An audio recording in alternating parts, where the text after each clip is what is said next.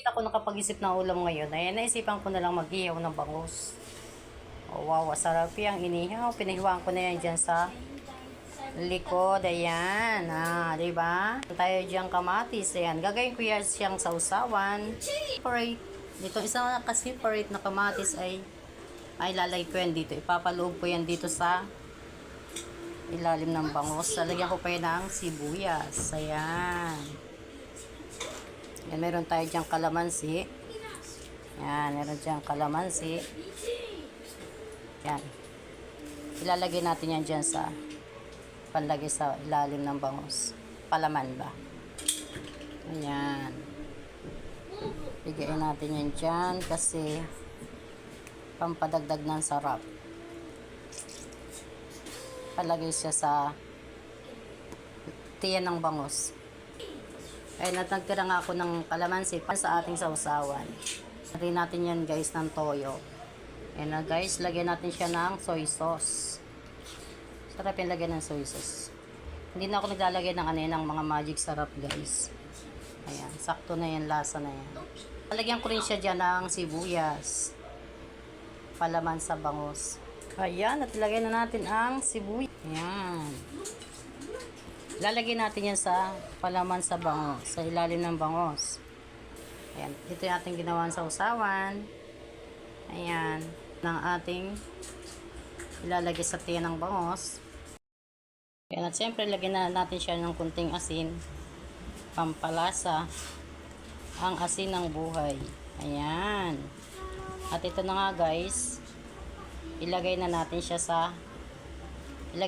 yung ating ginawang palaman.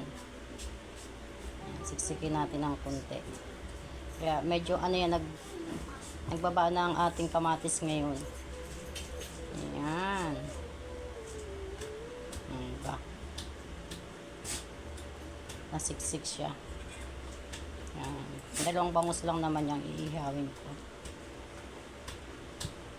Ito lang naman naisip kong ulam ngayong gabi. Hindi ko na siya nilagyan ng mga pampalasa pa. Sapat na yung nandyan. Sapat na yung ang pampalasa niya na ang aking mahiwagang kamay. Ayan, di ba? Dito natin siya ilagay.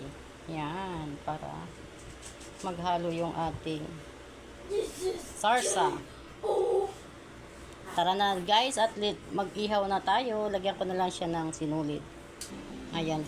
At ito na nga pala ang aking panglak dyan guys. Binibilot ko siya dyan ng sinulid. Ayan. Para hindi siya hiwa-hiwala yung kanyang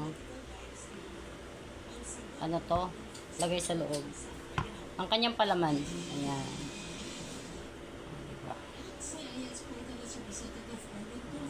Hindi siya pag nasunog siya, okay lang din. Ayan. At handa na tayo mag-ihaw. Ayan na siya. Ayan, thank you for watching. Ayan, at habang nag-aapoy tayo, lagyan natin lang siya dyan para mababad para maghalo yung kanyang lasa. At ayan na nga guys, ang aking inihaw. O, diba? Ang ginagawa ko lang dyan, at tinatalian ko lang siya ng sinulid. Ayan, yan ang pinaka-foil niya. Hindi ko na siya nalagyan ng foil kasi nga wala akong wala namang bilhan pala ng foil. Ayan. Oh, wow. Ang inihaw. Inihaw na mag-asawang bangus. Guys, thank you for watching. Ayan, luto na yung ating inihaw na bangus. Dito pa yung isa. Ayan. Wow, yummy na siya. Kain na tayo.